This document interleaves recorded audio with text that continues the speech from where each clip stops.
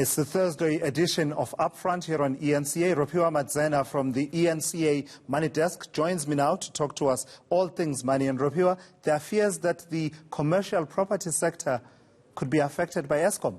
That's right, Chulas. Very dire situation indeed. So with the current state of affairs, the struggling power utility Eskom, who many operate in the commercial property space, are asking, will the electricity supply reliability and cost increase and become a key issue again in 2020? And joining me now to unpack that particular question and more is John Loos, who is a property strategist at FNB Commercial Property Finance. Thank you for your time this afternoon.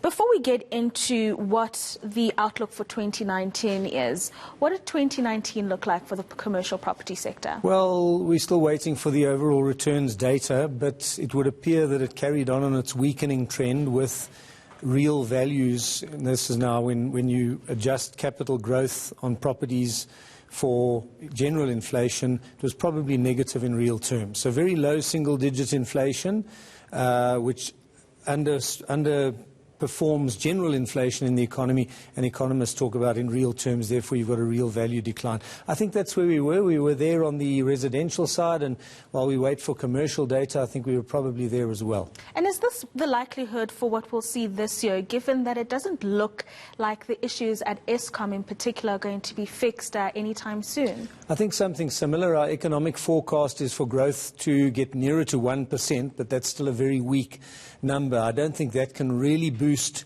demand for property growth in a big way so as to stop the rising vacancy rate trends. So I think, yeah, we're probably set for another year of real price decline. And with factors like Eskom being very much a wild card, I don't like to say Eskom will do this or will do that. It's very unknown at the moment. How bad are the problems? Are they starting to turn the corner? Is the new CEO starting to get a grip? Will we see some progress there with the reliability and electricity supply, which makes a difference for our economy? And if that weakens the economy, it feeds through to property performance as well. Will Eskom win the court case? Will they get their higher tariff increases or not? There's a few things, key factors that we're waiting to, or issues that we're waiting to see about. Yeah, and I mean, in the meantime, these commercial property owners or developers can't be waiting in limbo. Is there some kind of alternative plans or strategies that have been put in place, say renewable energy, that they're investing more money in so that they can survive the times? Well, I guess this is, one has seen a lot of it. Even our own FNB building at Fairlands has got a solar farm in the parking area, and we've seen a lot of alternative supplies and generators being put into shopping centres and so on, so that business can carry on relatively uninterrupted while you have load shedding. The problem is that also adds to costs. And already, if you look at MSCI data for electricity costs, they're running in the order of about 30% of total operating costs. Then, of course, you've got municipal rates and tariffs, which have been going up quite fast as well. That's another 30% odd. That's the lion's share. Those various government entities are the lion's share of property operating costs. So what happens to them is key to the operating costs and therefore the performance of commercial property. Right, and then another big important thing we must consider, John, here is the direct impact on the economy, which is already not doing too great. Yeah, I mean, electricity supply is key in any modern economy. We can't get by without it. So the unreliability that we've had, it disrupts production in various sectors across the board.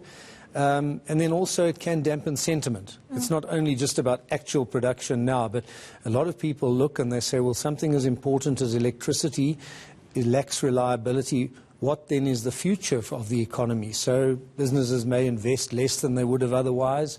Confidence takes a big dent, consumers and businesses alike, and economies run on confidence to a certain extent. So it is a negative economic impact, and those are the indirect impacts that filter through to property demand. Yeah, and of course we have seen very low consumer and business confidence over the last few years. Right. So let's hope for a change. We don't know, but we'll see. John, thank you for your time this afternoon. That is John Loos, who's a property strategist at FNB Commercial Property.